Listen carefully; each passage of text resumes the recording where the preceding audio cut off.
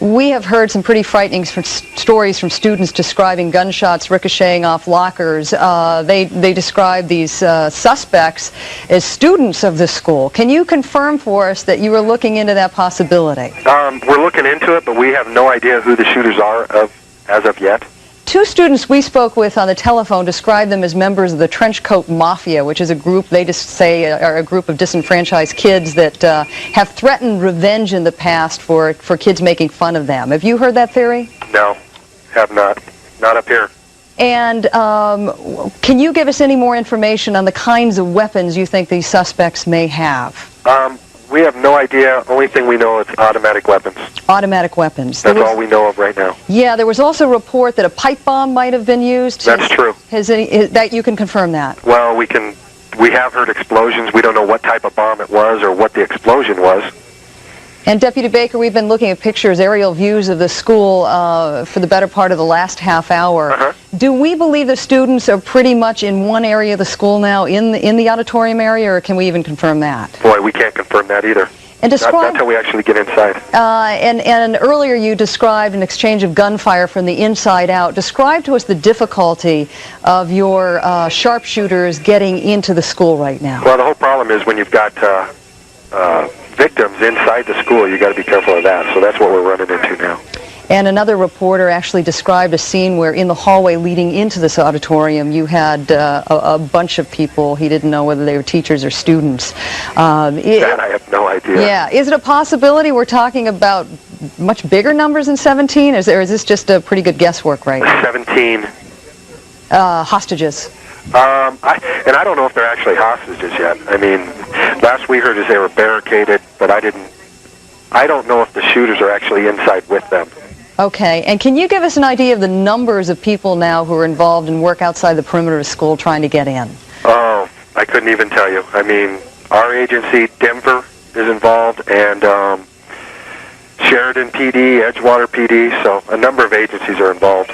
Tell me what happened and what you saw. You saw a very traumatic event. Talk to me about that. Yes, I was in the library, and the whole room was just filled with smoke, and I heard gunshots all over, and the two guys who were the Trenchcoat Mafia came into the library and were just shooting everyone that they could, anyone that they can, you know?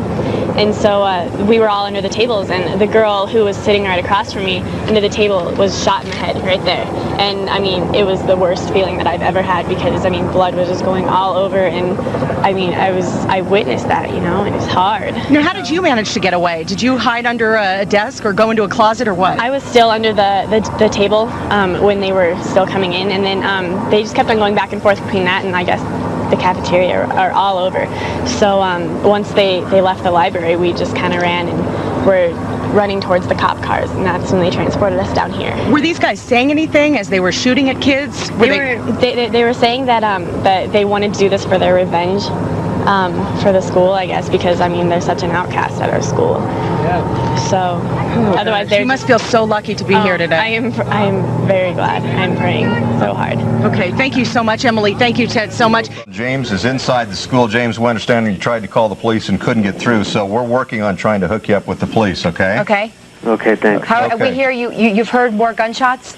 Yeah, in fact, I got a little TV watching you guys right now. Okay. Hoping that I can see what's going on outside. Well, you'll see. Trying to be a little bit quiet so they can't hear me from inside. Definitely. You'll see what we see for sure. What are you hearing right now?